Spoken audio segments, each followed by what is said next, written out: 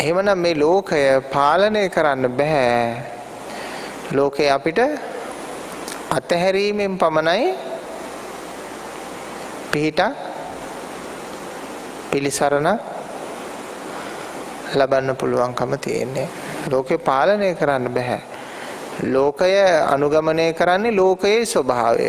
ලෝකයේ දේවල් අයිති ලෝකයටමයි. එතකොට මේ ලෝකයේ දේවල් අයිති ධර්මතා අතර අපි කවුද? අපි යමෙක් වෙලා තියෙනවා. ලෝකයේ දේවල් අරගෙන අපි පුජ්‍යලයක් වෙලා තියෙනවා. අපිත් තව ලෝකයක් හදාගෙන තියෙනවා. මොනවයින්ද? ලෝකයේ දේවල්ම එකතු කරගෙන.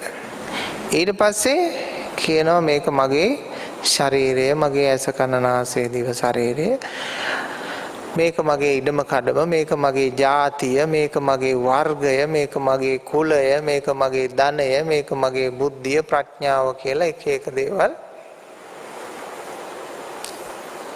තමන් ආරෝපණය කරගන්නවා.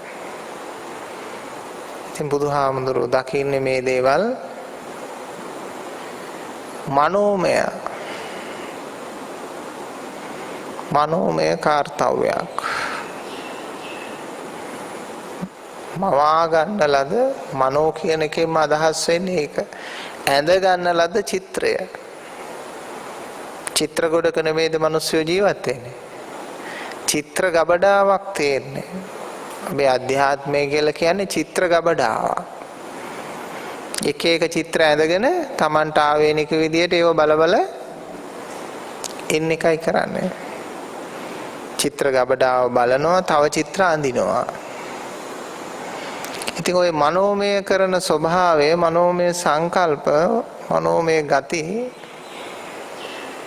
නැහැ වෙනතුනේ.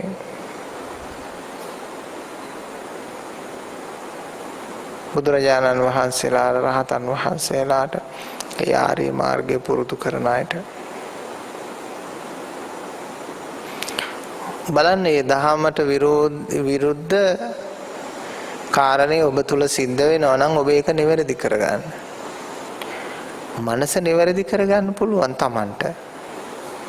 මනස නිසි ආකාරයේ පිහිටවන්න පුළුවන් Tamanට. ආයෙකට වෙන කෙනෙක් අවශ්‍ය කරන්නේ නැහැ. Tamanට Tamanගේ මනස පිහිටවන්න පුළුවන්. කොයි පැත්තටද හැරෙන්නේ කියලා එක තීරණය කරන්නේ Tamanනේ.